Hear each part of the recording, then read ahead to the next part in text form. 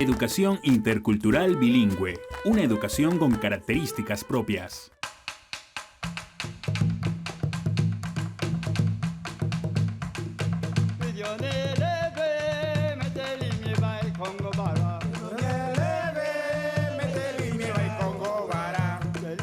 Una educación intercultural bilingüe es aquella educación que comienza por la educación propia de los pueblos, ¿no?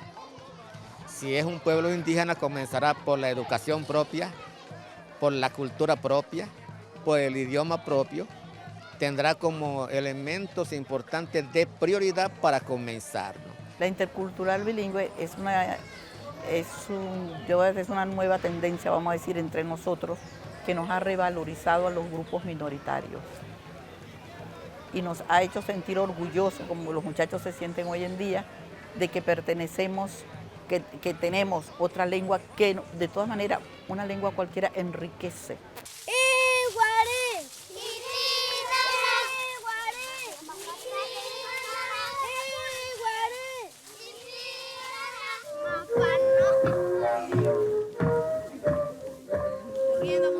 El concepto de educación intercultural bilingüe se refiere a una modalidad de educación basada en el mutuo conocimiento, respeto y valoración de la diversidad cultural, dirigida a todos y cada uno de los pueblos como un conjunto.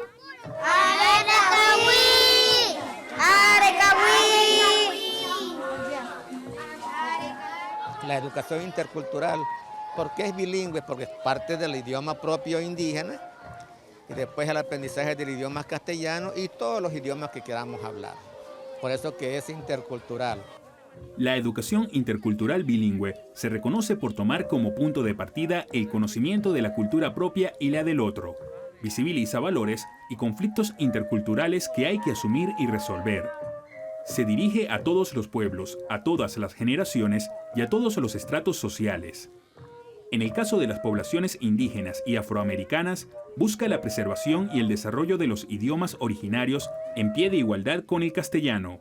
Pero la educación intercultural bilingüe es una educación que desde hace 30 años va referida a la educación de nuestros pueblos indígenas, nuestros pueblos aborígenes, es decir, el fortalecimiento, la revitalización de los idiomas maternos, de las lenguas originarias, en el aprendizaje del español, el castellano, que es nuestra lengua, dicha oficial, pero ahora con la nueva aprobación de una ley que trata de los idiomas indígenas, le da el carácter de idioma oficial también a esos idiomas. La educación venezolana es una educación intercultural. Uno de los principios de la educación venezolana, aparte de ser una educación humanista, es una educación intercultural, es una educación democrática, es una educación en valores, es una educación abierta, humanista. Entonces, el hecho de que sea intercultural quiere decir que es una educación que respeta la diversidad cultural. La educación intercultural es una de las bondades que ha dado nuestra nueva ley, tanto la Constitución como nuestra ley orgánica, y es la diversidad encontrada de todos los que son nuestros pueblos indígenas, nuestros pueblos afrodescendientes, nuestras diferentes culturas, de la índole que sea, nada más no es los pueblos indígenas, sino todo lo que es la interculturalidad. Los bárbaros, cari, Colombella, agua. Venezuela es un país con una población que mayoritariamente tiene el castellano como lengua materna y oficial, como lo establece la Carta Magna en su artículo 9. Sin embargo, ahora comparte ese rol con idiomas indígenas, ancestrales y patrimoniales.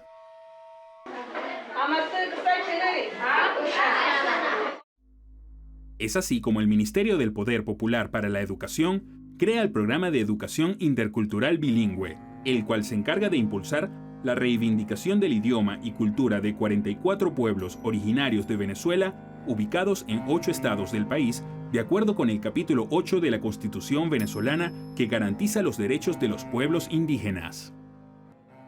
En sus inicios, la educación intercultural tenía como propósito civilizar a los pueblos indígenas, pero este concepto cambió y actualmente el programa tiene como misión preservar el idioma materno y reivindicar la cultura de los pueblos originarios.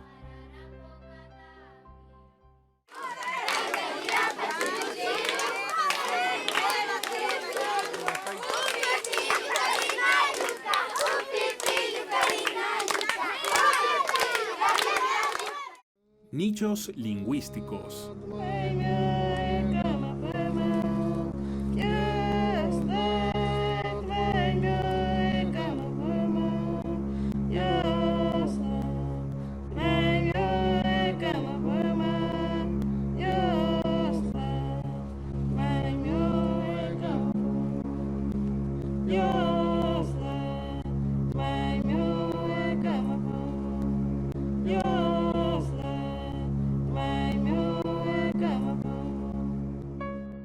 La Dirección de Educación Intercultural Bilingüe adelanta los proyectos para la creación de programas de educación indígena. Estos programas son impartidos por las propias comunidades indígenas, quienes conocen el idioma y la cultura de su pueblo para transmitirla a las nuevas generaciones. Por ello, dicha dependencia adelanta el proyecto para la creación de nichos etnolingüísticos, para la educación inicial de niños y niñas indígenas de 0 a 6 años de edad. Bueno, cuando hablamos de los nichos etnolingüísticos tenemos que hacer referencia indudablemente a algunos de los pioneros en esta materia, ¿no? Digamos, en finales de este ciclo ha sido, digamos, en la Escuela de Antropología de la Universidad Central, el profesor Mosonji, el profesor Omar González, toda una serie digamos, de académicos que empezaron a preocuparse por el tema y yo creo que gracias a ellos, de alguna forma, tenemos el régimen de educación intercultural bilingüe. Esta experiencia ha sido adelantada por algunas organizaciones no gubernamentales, como la Asociación Civil IWINE, fundada en el año 2005 e integrada por docentes e investigadores. La asociación tiene como objetivo la investigación en el campo antropológico, educativo, literario, cultural e histórico de los pueblos originarios. Todavía no existía la idea del nicho lingüístico, pero sí existía la idea de que ese era un patrimonio de la humanidad, que eran esas lenguas y culturas, esas civilizaciones maipura arahuacas, como las englobamos a todas, las que son arahuacas, claro. Patrimonio de la humanidad y que había que preservar esas lenguas que ya comenzaban a estar en riesgo. Ellos han sido impacto de varios procesos de aculturación, de penetración, por mencionar algunos, aparte de la iglesia, de la evangelización durísima.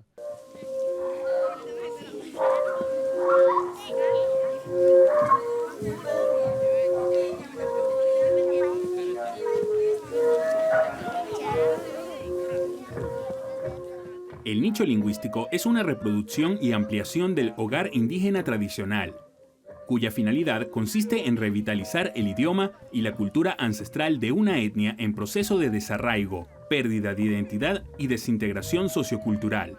El nicho lingüístico es una modalidad familiar de conservar las tradiciones culturales y los idiomas de esos pueblos. ¿Y quiénes lo hacen? Los propios ancianos y los propios adultos del pueblo. Los nichos generalmente se hacen en casa de familia con el objetivo pues de que el aprendizaje sea desde el hogar, desde el abuelo, desde la madre, desde los padres, las personas pues, que conocen el idioma, las costumbres, lo que es la tradición. La propuesta de los nichos lingüísticos es prácticamente, si lo comparamos, pues sería la educación inicial, o sea, el preescolar, el simoncito que llamamos a nivel educativo, ¿no? Eso sería, pero con un componente de educación propia de cada pueblo. Bueno, nicho lingüístico para mí es enseñanza de la abuela del fogón, de donde ella está sentada preparando su comida o haciendo la catara con bachaco. Ahí están los niñitos al lado observando y bueno, de ahí nace pues de enseñanza de niño desde su fogón, desde su hogar. El nicho lingüístico debe ser, es sinónimo de las primeras enseñanzas de los niños, que nosotros vamos a cambiarles en baré. En vez de decirle nicho, le vamos a dar un nombre en baré al nicho, ¿no? Y nosotros pensamos que son donde aquellos niños comienzan a conocer nuestra costumbre, nuestra cultura, nuestro idioma y todas esas cuestiones que se trata del indígena baré. Y básicamente el proceso de enseñanza-aprendizaje se basa en que ellos vayan identificando los sistemas de escritura que hemos diseñado respetando la lengua. Yo soy lingüista y uno sabe más o menos cuál es el sonido que están articulando y además uno conoce la gramática de estos pueblos, porque la hemos venido investigando. Entonces, de manera muy sencilla, porque son niños que van de 4 a 12 años, inclusive hay mayores, se trata de que los niños comiencen a identificar y asocien los morfemas con los significados para ese pueblo. En cambio, el niño aprende casi espontáneamente, igual que la lengua materna. Entonces, en condiciones ideales, la transmisión de la abuela hacia el nieto surte o debería surtir el mismo efecto que el aprendizaje de la lengua a partir de la misma madre.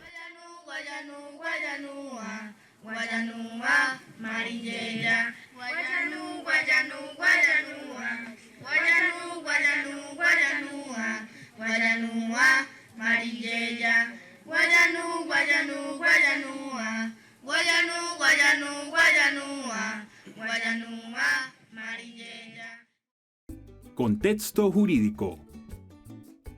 La formación para la convivencia democrática en una sociedad multiétnica, pluricultural y de participación activa y protagónica de los pueblos indígenas está regulada por un contexto jurídico. Pues eso es fundamental para nosotros, que reconozcan que nosotros existimos como pueblos y, pues, en consecuencia, pues nuestros derechos como tales, como pueblos indígenas, que también fue un debate grande y nos decidimos llamarnos pueblos indígenas para, digamos, darle un concepto general a esa población originaria. Con la presencia de organizaciones, ONG, con este proceso de cambio que se está viviendo actualmente, con el comandante Chávez, que ha, por ejemplo, trabajado fuertemente en cuanto a sellar o establecer leyes, por ejemplo, en la Carta Magna y en la ley orgánica, por ejemplo, de educación, que tiene que ver ahora con la educación propia, era del indígena y aquello. Entonces, como que alborotó, ¿verdad? Como que hubo un sacudón ahí para los pueblos indígenas. Es por ello que en la Constitución de la República Bolivariana de Venezuela, en su capítulo 8, titulado De los derechos de los pueblos indígenas, existe un articulado que abarca los derechos de estas comunidades.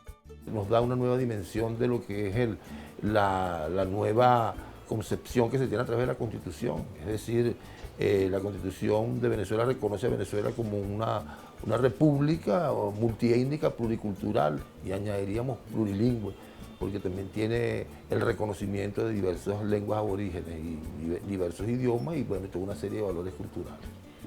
Existen otras leyes vigentes o en proceso de elaboración que tienen repercusión en los pueblos indígenas, siendo uno de los más significativos el Decreto Presidencial número 283 del 20 de septiembre de 1979, mediante el cual se establece la educación intercultural bilingüe como modalidad educativa para los pueblos indígenas. A raíz de estos cambios, como ya se había venido pues planificando, proyectando, de llevar a cabo la educación intercultural bilingüe y practicarla en las escuelas, pues ahora se está viendo el renacimiento pues, de ese decreto que ya tiene más de 30 años, era engavetado, y que ahora los pueblos indígenas, con la presencia ya de profesionales indígenas, que ahora se están preocupando, pues nos estamos preocupando, pues yo también me incluyo ahí, ¿verdad? Y vamos a practicarla nuevamente. Hay que resaltar el reconocimiento de nuestra existencia dentro de la República. o dicho de otra manera, la república dentro de las tierras, hábitats, territorios originarios de los pueblos indígenas, que sin embargo, bueno, no existíamos legalmente, cuando físicamente sí existíamos, ¿no? Y creo que ese reconocimiento, a partir del 99, es histórico, fundamental. Ya uno existe, ya uno está visible y uno forma parte de esa república, uno forma parte del resto de la población venezolana.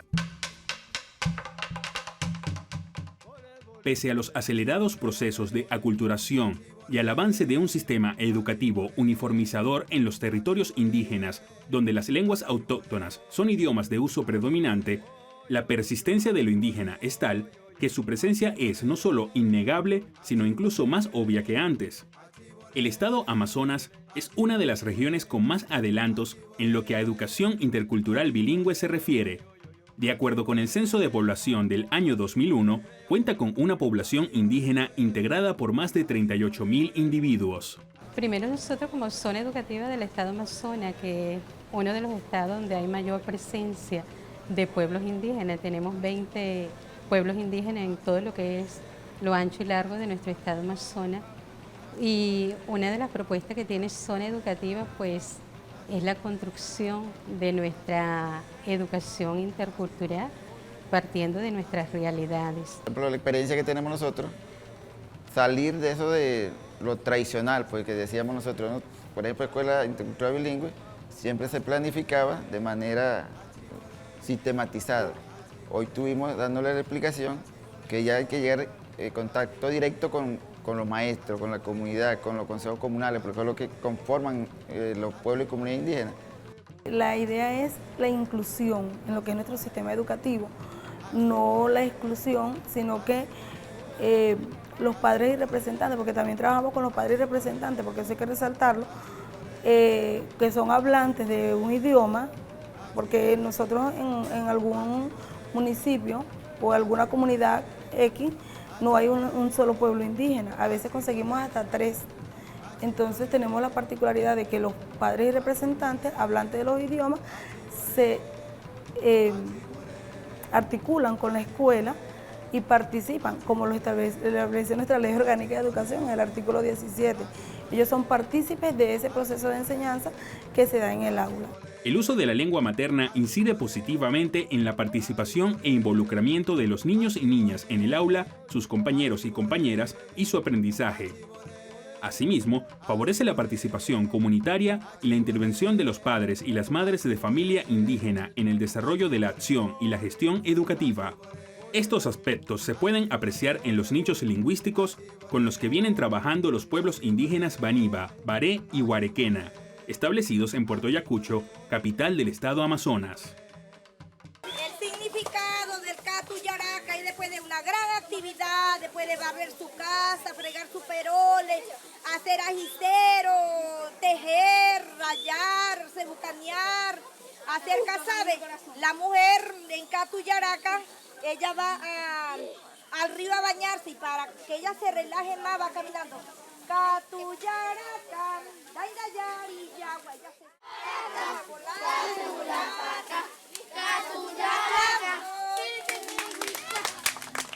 Realmente estos pueblos Baré, Baniba, Huarequena y el mismo pueblo Curripaco han tenido un fuerte proceso de migración hacia lo que es Puerto Ayacucho actualmente.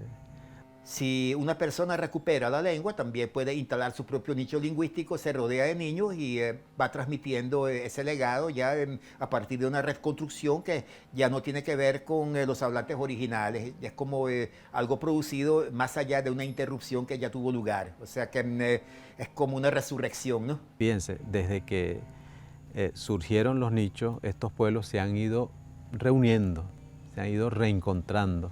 Y desde ahí pues empiezan todo un proceso de reflexión, de concientización, qué es lo que debemos hacer ahora, cuáles son las tareas que vamos a emprender en este territorio que no es el nuestro. Básicamente el método que utilizamos para que los niños vayan adquiriendo el dominio de su lengua es los signos lingüísticos representados por escritura y una imagen deben ser reconocidos por esos jóvenes, por esos niños.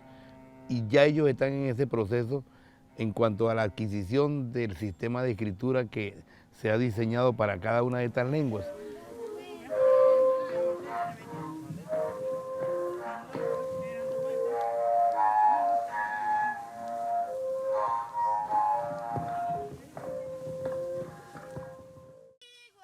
Nicho lingüístico Huarequena.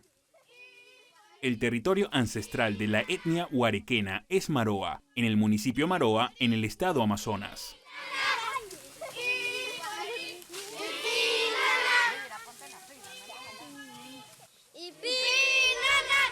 El objetivo principal es revitalizar la cultura, es promoverla para tratar de rescatarla, pues dar un aporte a la cultura huarequena y sobre todo ir dándole continuidad. Ahorita somos nosotros, pero más adelante quizás sean otras personas o estos mismos niños quienes le enseñen a otros niños más adelante. Bueno, tenemos ahorita 20 niños inscritos, pero asisten 70 niños, porque ellos vienen uno detrás de otro y no se le puede decir váyase porque ellos tienen sus derechos, tienen su ley y hay que respetárselo, pues. Vienen niñitos criollos también a aprender con nosotros porque a ellos les gusta. Pues creemos que con este nicho podemos dar un aporte para promover un poco esa cultura que se cree perdida, pues. Pero sabemos que están allí, que podemos remover esos conocimientos, pues, y sacarlos hacia adelante. Estamos presentando ya con ellos los trabajos productivos, ¿verdad? Porque como le enseñamos a hablar, tejer o sembrar y después la producción, lo productivo. En estos momentos nos encontramos en parte del río Orinoco para enseñar un poco de nuestra cultura. O sea, nuestro estado es bien lindo, pero lo más lindo de nuestro estado son las etnias indígenas. Yo tengo el nombre en huarequena, Imacanasi. Significa dueño de los apellidos. He aprendido a tejer, a rafayuca, a leer, a escribir en huarequena, a sembrar. Como todo huarequena puede tener un significado etnia, por ejemplo el mío es Heku, el rey de los árboles. Bueno, mi nombre es Marama y significa que soy el rey de las palmas.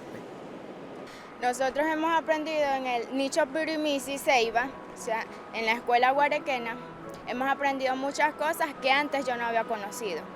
O sea, porque para nosotros saber a dónde vamos, nosotros necesitamos saber de dónde venimos, aprender de nuestros ancestros y lo que hicieron más allá, antes que nosotros naciéramos. Uno puede dialogar entre otros, como uno puede aprender a hacer casabe, aprender a tejer catumare y entre otras cosas así que sirvan con la yuca, con las palmas, con las piedras, todo lo que es de la cultura indígena. También he aprendido a hablar nuestro idioma, aunque no muy bien, pero he aprendido bastantes cosas. He aprendido a ir al conuco, he aprendido a sembrar yuca, a rallar, a hacer casabe, mañoco, o sea, cosas que son muy buenas, son naturales y son de aquí, de nuestro estado Amazonas. Hemos aprendido a darle nombre a algunos animales, a cantar canciones, a bailar danzas como la danza del pimarillé, la del pez agujón, la guayanúa, el cantar el himno. Es muy bonito aprender para más adelante enseñarles a otras personas de que no debemos tener vergüenza étnica. Tenemos que transmitir esa etnia a otras personas para que no se pierda así nuestra cultura. Una emoción que se siente y que uno pueda avanzar, seguir la cultura de los huarequenas, nunca dejar que la raza se extinga nunca dejar que pase, pues. Siempre estar contando con la etnia guarequena. Bueno, yo le diría a todas esas etnias, esas culturas, que no debemos tener vergüenza étnica, porque si nosotros nacimos de eso, tenemos que seguir transmitiéndonos, tenemos que seguir más adelante para que nuestra etnia no se quede por el suelo, sino que se reproduzca más, que no debemos, tenemos que enseñárselo a otras personas. No solamente es nosotros aprendimos de nuestros ancestros, tenemos que decirles a otras personas lo bonito que son las etnias. Que no le dé pena estar en su cultura, sí. Eso es algo que nosotros los indígenas podemos respetar, eso no nos podemos burlar, está bien que puedan escuchar la música, pero nunca dejar su idioma, porque ese es un idioma bueno. Eso no es nada del otro mundo, ese es de nosotros los guarequenos que vivimos desde hace muchos siglos. Y a las 6 de la mañana ya los niños están aquí en la casita, esperando, muy contentos. Y sus padres también en su casa escriben buenos días, Arecawi, y todas las palabras con la abuela y todo. Y me motiva mucho, pues esto es lo que me da más ánimo, me motiva a trabajar, porque cuando yo salgo en la mañana ya los niñitos están parados en la puerta y me dicen Arecawi, Arecawi. Y yo le digo Arecawi, me acuerdo de mi abuelita que cuando nosotros nos despertábamos Arecawi, Arecawi para la abuela. Nicho lingüístico Baré. El territorio ancestral de la etnia Baré es en San Carlos de Río Negro, en el municipio Río Negro, en el estado Amazonas.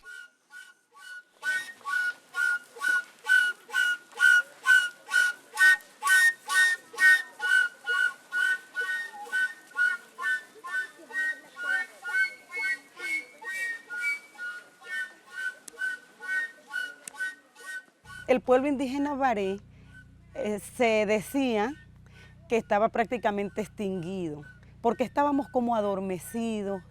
Digo yo que estábamos adormecidos en un letargo porque no se escuchaba, no había participación del pueblo Baré.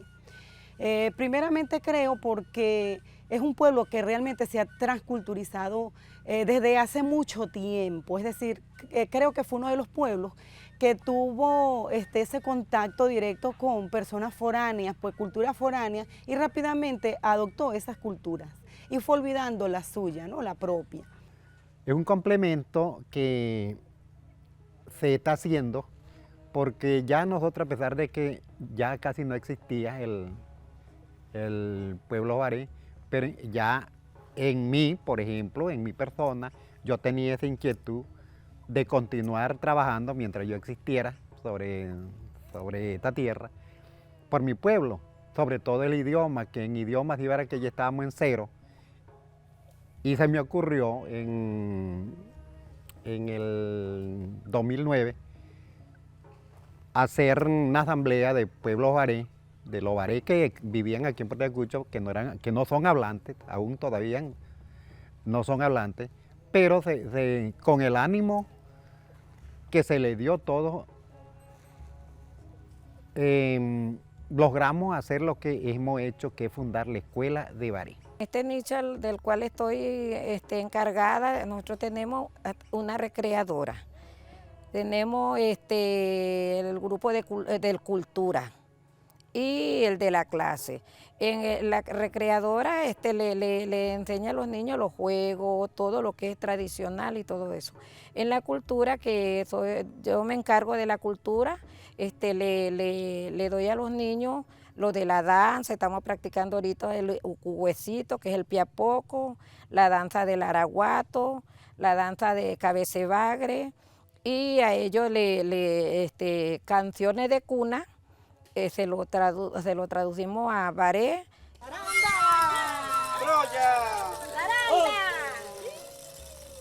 Estamos haciendo ese trabajo que yo lo considero muy bonito, estoy sumamente dedicada a ellos junto con mis compañeros, porque realmente yo creo que merecemos eso, necesitamos resaltar nuestro idioma, difundirlo, darlo a conocer, porque realmente no es que no existíamos, era que estábamos dormidos y ya no despertamos. La prioridad en este momento es fortalecer y revitalizar los idiomas de estos tres pueblos en concreto. ¿Por qué? Porque, bueno, prácticamente había una tendencia a la pérdida de idiomas, más del pueblo baré que de los otros dos. El guarequena y el banima todavía están más fortalecidos, pero el baré casi que se extinguió, como nosotros nos dimos cuenta.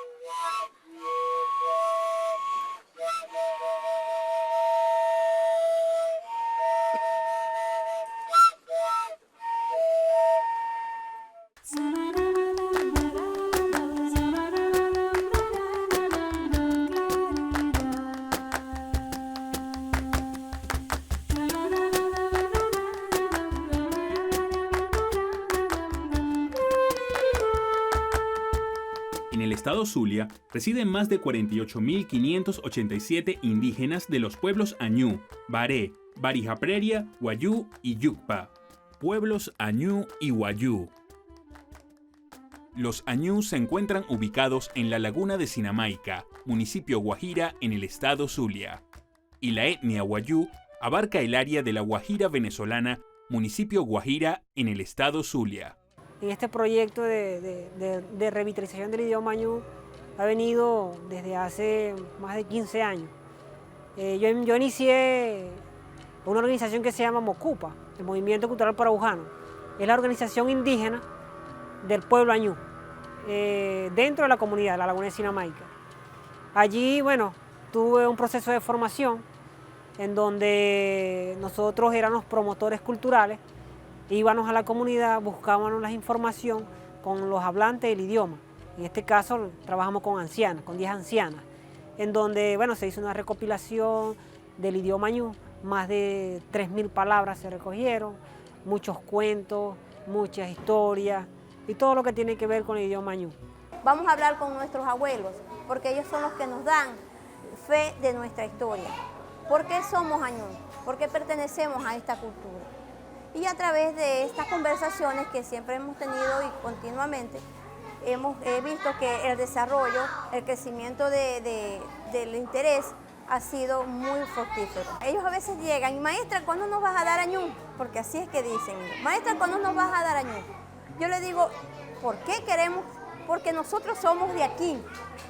Entonces eso a mí me llena porque yo digo, estoy viendo que en verdad, a través de este programa se está obteniendo el interés propio de cada uno de ellos.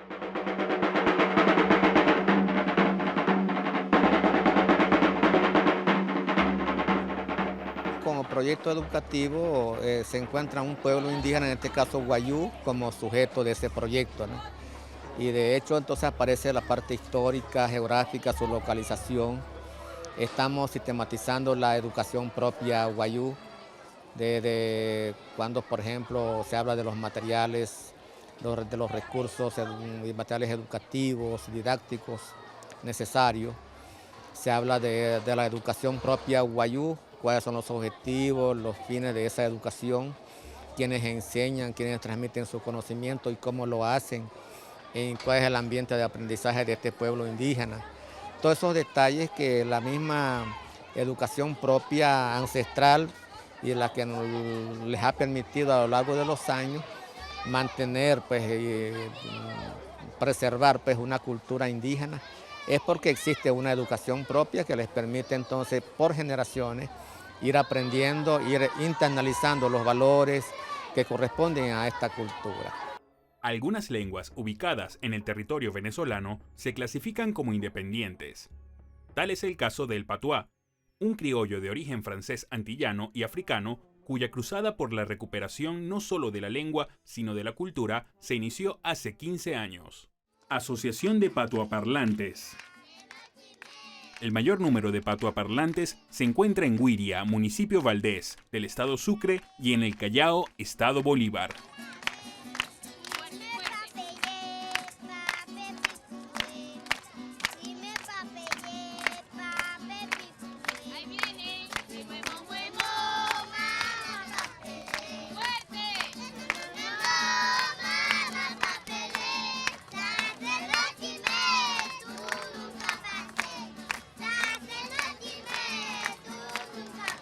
La Asociación de Patuaparlantes de Paria surge de la necesidad de organizar a ese colectivo hablante de la lengua en función de la recuperación y la promoción de la cultura del patuá. Y el Patuá Pa'lante fue fundado en el 2005, donde preparamos el primer encuentro de los Patuá Parlantes de Venezuela y la ciudad caribeña. Pero ahí no fue que empezó la enseñanza del patuá, ya antes, anteriormente a eso, ya aquí estamos enseñando el patuá. Desde hace alrededor de 15 años iniciamos esta cruzada por la recuperación, no solo de la lengua, sino de la cultura, que luego le decimos la cultura del patuá, porque es como un complejo cultural que incluye música, canto, forma de ser, expresiones asociadas al carnaval, religiosidad popular y por supuesto la lengua como elemento que el vehículo pues que permite que todas esas cosas se expresen. Podemos decir que el patuá es una lengua valerosa porque el patuá se habló durante más de un siglo sin nada escrito. Solamente por ahí por los años 80, 82, 83 que se empezó a escribir el patuá, tanto en Santo Domingo como en Santa Lucía. Si uno se pone a ver el patuá en estos momentos, aunque mucha gente no lo habla, está en sus mejores épocas. El patuá, bueno, o el creolo, como el nombre que se le ponga, pues es más interesante así con sus pequeñas variantes que si fuera una cosa así como demasiado homogénea, ¿no? Entonces, esa variante es, por cierto, prácticamente idéntica a la que se habla en Santa Lucía. A mí siempre me ha angustiado que los pueblos que no conservan sus tradiciones, sus costumbres, son pueblos que van a la deriva y son como en lenguaje criollo, ni chicha ni limonada, tomando culturas ajenas que no tienen significación para nosotros, para el propio pueblo. Nosotros desde el 2007 y desde el 2007 el Centro de la Diversidad Cultural asumió que el proyecto de la Casa de la Diversidad de Sucre era el proyecto del patuá, el proyecto de investigación, el proyecto de promoción. Desde esta trinchera entonces estamos haciendo un puente, un enlace, una articulación bien bonita con la escuela para que en las escuelas de Macuro y de Guiria se inserte oficialmente la lengua. Específicamente en los CEI, en los Centros de Educación Inicial.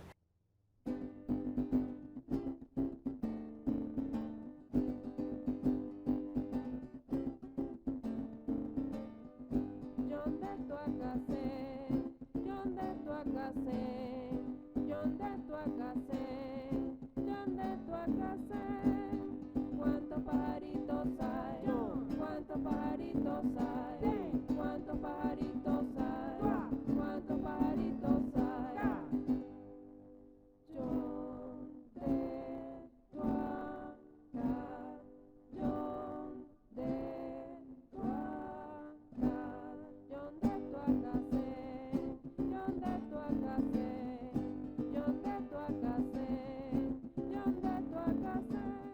A ellos, por lo menos ahorita nosotros lo que hacemos es, hablamos, le narramos cuentos para que ellos se vayan familiarizando con las palabras y eso. Y aparte de eso, yo le canto la canción varias veces porque ellos tienen, o sea, es más rápido para ellos. Le canto la canción más fuerte y ellos entonces la repiten. Yo utilizo mucho las estrategias de las canciones. Por medio de las canciones les voy enseñando palabras, pero que ellos comprendan qué significa cada palabra. Y es un orgullo para mí porque yo no quiero que la lengua patuá se acabe. Yo quiero que que a mí me gusta y que yo sé algunas palabras, que cuando mis niños estén grandes se lo enseñen a sus hijos y así no se muera. Hay que rescatar todo eso para saber quiénes somos, para recobrar nuestra identidad. Porque cuando el pueblo se transculturiza, se crea cierta confusión que no sabemos en realidad qué nos conviene, si es lo ajeno o si es lo nuestro. Es un progreso. Además de eso, estamos recuperando una cultura que ya estaba perdida. Me parece hermosísimo porque no solamente los niños, sino los muchachos de bachillerato, de primaria, les gusta les interesa, vienen y me preguntan y quieren aprender. Yo aprovecho mucho las oportunidades para enseñarles. Claro que no van a llegar a dominarla como una lengua común, como decían mis abuelos y mis padres, pero sí van a conocer sus raíces a través de eso. Van a amar a su pueblo, van a amar a su tradición y se van a sentir orgullosos. Bueno, el consejo que yo les doy es que aprovechan el poco tiempo que tenemos nosotros aquí, que con nosotros que ellos puedan aprender y somos los más interesados en enseñar. Esa oportunidad no se debe perder. Y nosotros estamos dando duro precisamente por eso. Pero los muchachos están bastante interesados y aprenden bastante fácil. La lengua está viva y nosotros tenemos la ventaja de que recordemos que el patuá es una lengua que se habla en el Caribe. El patuá o el criollo francés, el creol, que es el mismo, es la segunda lengua más importante que se habla en el Caribe. Es la segunda lengua más hablada en el Caribe. El patuá, estamos hablando de 8.000 personas que hablan la lengua. Entonces es una lengua que está viva, solo que nuestros hablantes son ancianos. Si nosotros podemos ir a un proceso de recuperación de la lengua, podemos ir más rápidamente a la integración con ese Caribe hermano.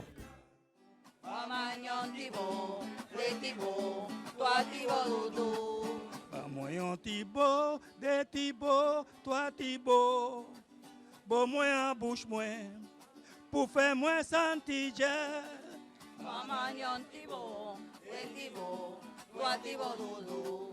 Mama nyantibo, etibo, tuatibo dudu. Soleil qu'a couché, la ligne qu'a levé, à nous à genoux, tout un son, à nous puyer. Factores no lingüísticos de tipo social, histórico y psicológico son responsables del desgaste de la lengua.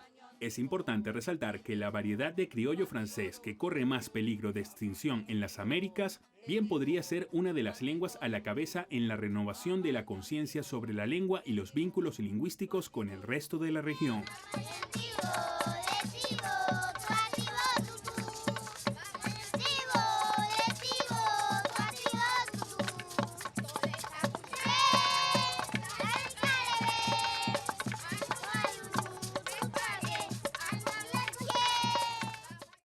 Educación propia.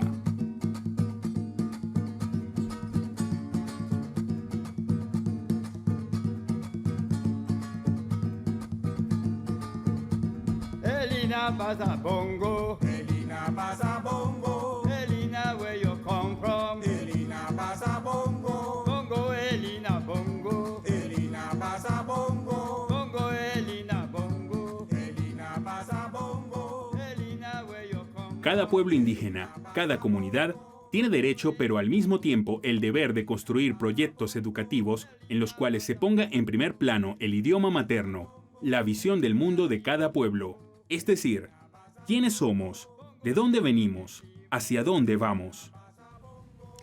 A partir de 1999, con la nueva Constitución, donde ya se nos da ese sitial que merecemos, ya la gente se sintió como, oye, ya tengo dónde apoyarme, ya como que puedo decir soy indígena porque voy a tener otro trato.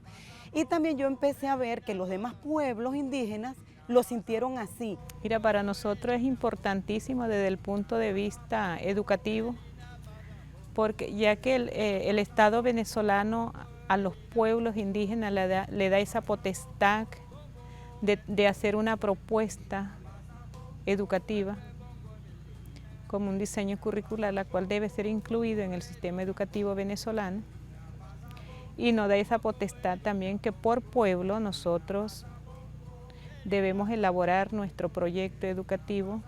Los ancianos son fundamentales, los adultos que narran cuentos, aunque no los agarren todavía, pero poco a poco los van agarrando. Y ya uno los ve sin utilizar esos métodos ya obsoletos, que si las planas y eso, no, nada que ver. No, ellos ya uno los ve que empiezan a comandar, a dominar un lenguaje que habían perdido.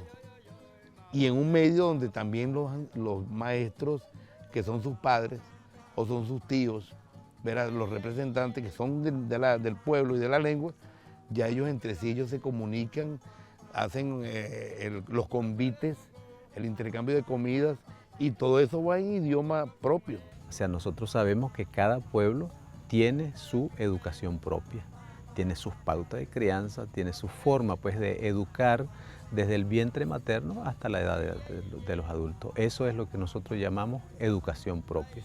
Yo sí creo que hay todas perspectivas, pero eso sí, cuidado, que no hay que esperar que eso suceda. Yo creo que lo mejor es fortalecer la lengua y la comunicación interna en la comunidad y la comunicación en el idioma y el uso consuetudinario y el uso creciente del idioma propio, incluso a través de medios como la radio, la televisión, la informática, antes de que ocurra una verdadera merma, antes de que ocurra la pérdida, porque entonces ya no hace falta el nicho, sino que ya la comunidad misma se encarga, igual que se reproduce cualquier lengua en cualquier situación, porque es lo normal. Hay mucha expectativa, ¿no? Y hay muchas ganas de hacer cosas, ¿no? ¿Por qué? Porque el mismo proceso que está viviendo el país a nivel nacional, ¿verdad? Nosotros lo estamos viviendo también por primera vez en la historia, ¿no? Primero, como pueblo, estamos siendo reconocidos en una constitución por primera vez, por primera vez. Y desde ahí, entonces, para nosotros, el reto en este momento es precisamente canalizar, ¿verdad? Y para aprovechar estas oportunidades que nos ofrece un gobierno revolucionario, ¿verdad? Precisamente para levantar la moral de nuestro pueblo, levantar la salud, levantar la educación. Una educación intercultural se convierte en una educación, la educación más inclusiva, ¿no? La educación más abierta, más ecuménica, que da oportunidad para todos. Y fundamentalmente es la educación respetuosa de la identidad de los pueblos, de la cultura y de los idiomas de los pueblos. Por eso debe partir por ahí. Por eso se llama educación intercultural. Es entre culturas, entre distintas culturas. Entonces se produce una relación humana horizontal, una relación humana respetuosa, en donde se elimine todo tipo de discriminación racial, cultural, en donde no haya una preeminencia de una cosa sobre otra, donde los aríjunas, como llamamos a los que no son guayú, Jotarau diría un guarau, Choto diría un cariña, la Bagdoc diría un barí, y así sucesivamente.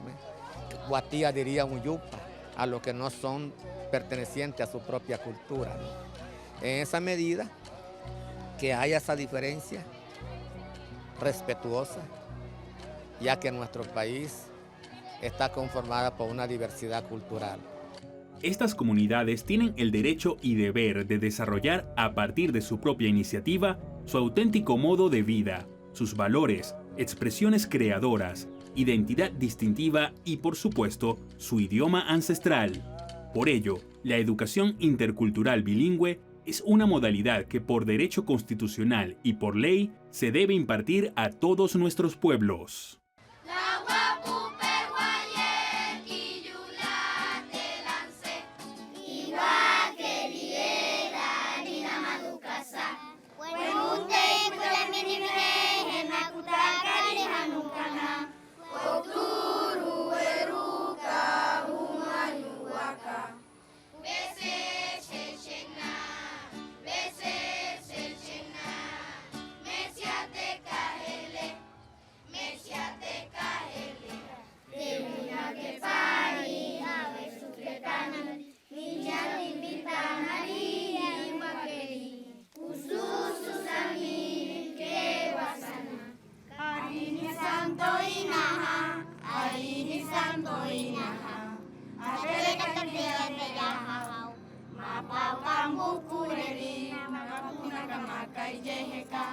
Kenya yukare